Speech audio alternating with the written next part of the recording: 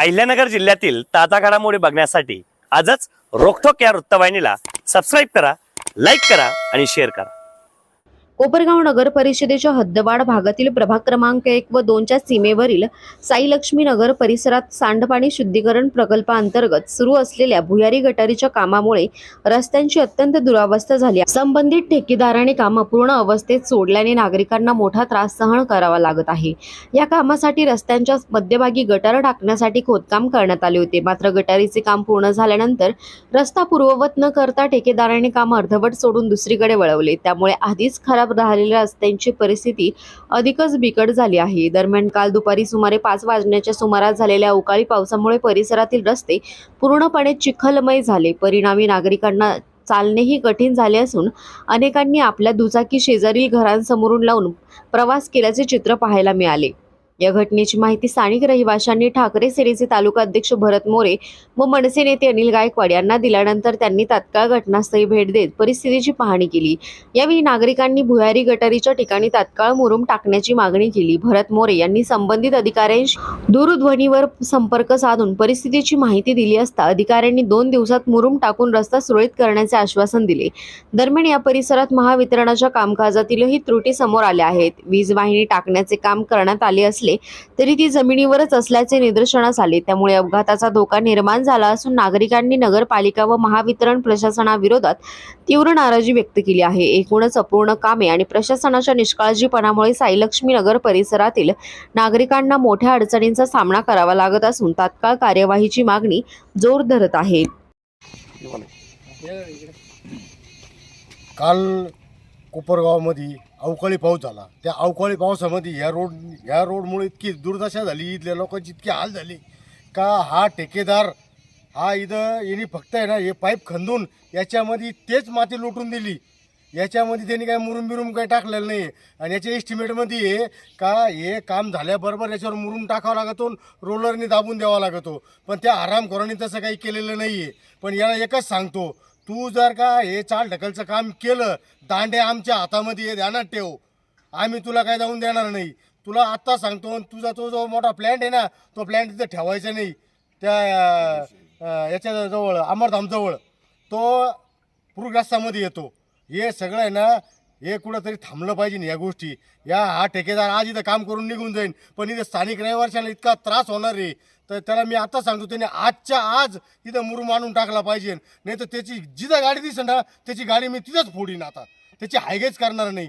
हे काय नुसतं काय पैसे घेऊन लुटायला आलेले काही तर हे जमणार नाही, हे आत्ताच सांगतो या ठेकेदाराला। हा परप्रांतीय हा ठेकेदार, याला कुठं पाहणार, याच्या कुठं गंठुड्याला हात लावायचा। मी आत्ताच सांगतो इथं या ठिकाणी याला समजून सांगा का तू आजच्या आज मुरुम टाक, रोलर आण आणि दाब, नाही तर तुला दाबल्याशिवाय राहणार नाही। जय हिंद, जय महाराष्ट्र। निवडणुकीच्या या नगरपालिकेच्या काळात 2 ते 2.5 महिन्यापूर्वी एसटीपी प्लॅन्टचा सर्वत्र शहरामध्ये ज्या वेळेस सगळे राजकीय लोक प्रचारात असताना अनेक ठिकाणी कोपरगावच्या बाहेरच्या म्हणजे जो ग्रामीण भागाला जोडून जो भाग शहरात आहेत, अंबिका नगर असेल, कालिका नगर असेल, साईलक्ष्मी नगर असेल, या भागामध्ये या ठेकेदारानं काम घाईनं चालू केलं आणि त्या ठिकाणी त्यांनी रस्ते सेंटरला खंदून पाईप टाकून त्या ठिकाणी ड्रेनेज बांधून त्यांनी आहे तसं पॅक केलं। इस्टिमेटप्रमाणे त्यांनी कुठे मुरुम टाकला नाही, कुठे कस टाकली नाही, कुठे त्यांनी वाळू वापरली नाही। यासाठी आम्ही आंदोलन केलं होतं 1 ते 1.5 महिन्यापूर्वी 3 दिवसाचं आमरण उपोषण। पण आपल्या कोपरगाव शहरातील स्थानिक राज्यकर्ते, ते मग नगराध्यक्ष साहेब असतील, त्यांच्या गटाचे माणसं असतील, आमदार साहेब असतील, या सगळ्यांच्या मध्यस्थीनं आम्ही ते 3 दिवसाचं आमरण उपोषण मागे घेतलं। पण काल आत्ताच अनिल भाऊंनी सांगितलं, स्थानिक रहिवाशांनी सांगितलं, काल अवकाळी पाऊस फक्त अर्धा पाऊण तास संध्याकाळी 6च्या दरम्यान पाऊस पडला, एवढी दैना उडाली, नगरपालिकेची उडाली, वीज महामंडळाची दैना उडाली आणि ह्या ठेकेदारानं जे काम केलं त्याची तर दैना सगळ्यांच्या समोर आली। काल या रहिवाशांना अक्षरशः या भागातून आम्ही जेव्हा या साईलक्ष्मी नगरच्या कॉर्नरला रस्त्यातून आत येताना लक्ष्मीचं मंदिर आहे त्या ठिकाणी आम्ही थांबलो, त्या ठिकाणी दूध संकलन करणारी काही टीम आहेत, ते नागरिक आम्हाला भेटले, ते मालक आम्हाला भेटले। त्यांनी सांगितलं या परिसरातून 400 ते 500 लिटर दूध येतं संकलन करण्यासाठी, पण ते दूध त्या दुधाच्या मोटरसायकली येण्यापर्यंत इतका चिखल असल्यामुळे त्या येऊ शकल्या नाही, त्या फसल्यात। जे काही स्थानिक रहिवासी जे कामाला गावात जातात, बाहेर जातात, त्यांना घराकडे येताना सुद्धा त्यांच्या गाड्या त्यांना बाहेर रस्त्यावर पार्किंग करावं लागलं आणि त्यांना पायी यावं लागलं।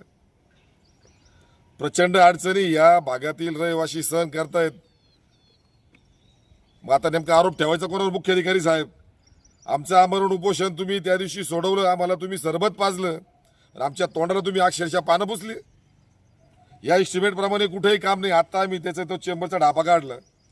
साधारण 1.5 मीटरचा जर हा चेंबर असेल, एक 2.5 मीटरचे आणि 1.5 मीटरचे चेंबर आहेत आपल्या इस्टिमेटमध्ये, तर हा 1.5 मीटरचा धरला तर साधारण 5.25-5.5 फूट पाहिजे. आणि आत्ता जर त्याची खोली बघितली 4.25 ते 4.5 फुटापर्यंतच आहेत. मग अर्धा 1-1, 2-2 फुटाचे गाळे का मारले गेलेत? मग हा झारीतला शुक्राचार्य कोण? मग हा चोर कोण? हे भ्रष्टाचार करणारे कोण? आता या परिसरातील नागरिकांना मी पुन्हा एकदा आव्हान करतो, विनंती करतो, आपण जेव्हा नगरपालिकेला टॅक्स भरतो आपल्याला सुविधा मिळण्यासाठी, पण आपल्याला का सांगितलं गेलं नाही? हे काम चालू असताना याच्या मागे लगे मुरुमानी कच पाहिजे का? हे ठेकेदारांनी लपवलं का? ठेकेदार 2-3 महिने थांबला. पावसाळ्याची वाट पाहतोय का तुम्ही? एकाच पावसाने हे मुरमाचा सगळा चिखल, या सगळ्या मात्राचा चिखल झाला. आम्ही आता या ठिकाणी कुदळ आणलं, अर्धा फूट खणलं, त्या ठिकाणी कुठेही मुरुम आणि कच दिसली नाही. या मुख्याधिकारी साहेब इस्टिमेटप्रमाणे काम नाही आहे. आता हे सगळा प्लॅन, हे सगळं पाणी सगळ्या गावाचं गोळा करून हे सप्तर्षीमळा लगत कचरा डेपोत येणार. पूरग्रस्त आहे. आता आत्ताच सांगितलं, पूररेषेखाली तो भाग आहे आणि त्या ठिकाणी हा रिसायकलिंगचा प्लॅन्ट होणार. जर आता बघितलं तर कोणतं गाव आहे ते? सिल्लोडला हा रिसायकलिंगचा प्लॅन्ट झाला, STP प्लॅन्ट झाला 3 महिन्यापूर्वी. जवळजवळ त्या प्लॅन्टचा सगळा जो शहरापासून 3 ते 4 किलोमीटर तो लांब आहे. कायद्यानुसार आणि लोकांच्या आरोग्यासाठी एकदम योग्य आहे. आता हा प्लॅन्ट शहरामध्ये होणार. त्या प्लॅन्टचा प्रचंड वास येतो, दुर्गंधी येते, श्वसनाचे त्रास होतात. बाजारतळ परिसर असेल, शिवजोड, तिथे सगळे नागरिक राहतात, तिथे जनावरं राहत नाही. हो मुख्याधिकारी साहेब, तिथे तुम्ही कसा तो प्लॅन्ट घेतायत? कशी तुम्ही परमिशन दिली? पूर रेषेत असताना तुम्ही परमिशन दिलीच कशी? तो खरा प्लॅन्ट मनईमध्ये पाहिजे, तिकडं नदीच्याही पलीकडे पाहिजेत. नॅचरली ग्रॅव्हिटी बरोबर पाणी तिथं वाहून जाणार, तो प्लॅन्ट तिथं सक्सेस होणार. कारण आजूबाजूनी सगळ्या शेती महामंडळाच्या जमिनी आहेत, तिथं कुठेही नागरिक राहत नाही. मी या ठिकाणी निषेध व्यक्त करणार नाही. त्या ठेकेदारांना आणि मुख्याधिकारी साहेबांना आज आपल्या या न्यूज चॅनलच्या माध्यमातून आम्ही आव्हान करतो, लवकरात लवकर जिथं जिथं तुम्ही पाईपलाईन टाकलेली, ज्या ज्या ठिकाणी तुम्ही चेंबर केलेत, तिथं मुरुम आणि कच लगेच टाका. अन्यथा पुन्हा एकदा आम्ही आमरण उपोषणाचं हत्यारूप असल्याशिवाय राहणार नाही आणि आता माघार घेणार नाही. आमच्या नागरिकांसाठी, आमच्या कोपरगावच्या आरोग्यासाठी. आणि सगळा भ्रष्टाचार आता बाहेर काढल्याशिवाय आणि भ्रष्टाचाराचा वास येतोय. स्थानिक नागरिकांनी त्यांचं दुःख व्यक्त केलं. आता त्यांनी MSMEचा सुद्धा विषय सांगितला.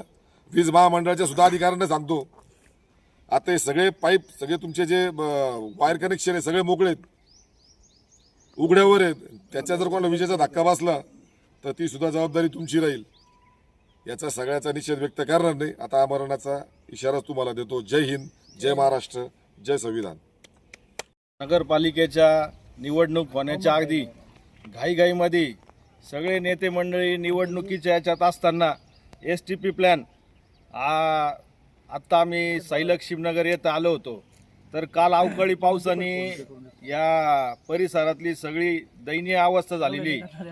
STP प्लॅन टाकण्यात आला त्यावेळेस त्यात असं नमूद करण्यात आलेलं होतं का त्या खोदलेल्या जागेवरती मुरुम, डबर, खडी टाकून ते रोलरने रस्ता परत चांगला करून देण्यात येईल. पण ठेकेदारांनी खोदलेलीच माती त्या ठिकाणी टाकलेली आहे आणि एवढ्याशा पावसाने अक्षरशः इतका चिखल झाला का या परिसरातील एकही गाडी या कॉलनीत येऊ शकली नाही. अक्षरशः या लोकांना गाड्या बाहेर लावा लागल्या.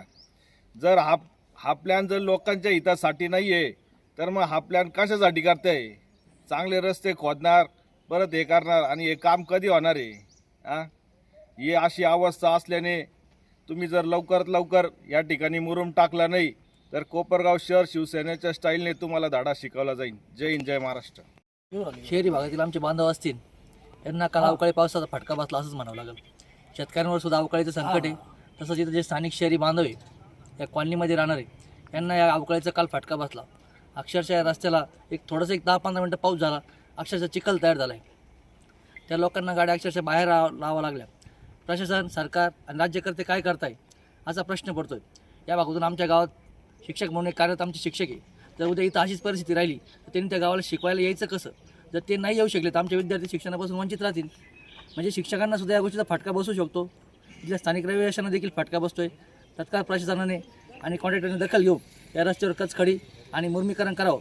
तसं नाही केल्यास अन्यथा शिवसेना, उद्धव बाळासाहेब ठाकरे पक्ष असतील आणि मनसे आम्ही एकत्रित आंदोलन करू आणि येथील रहिवाशांना न्याय देण्याचा प्रयत्न करू. जय हिंद, जय महाराष्ट्र.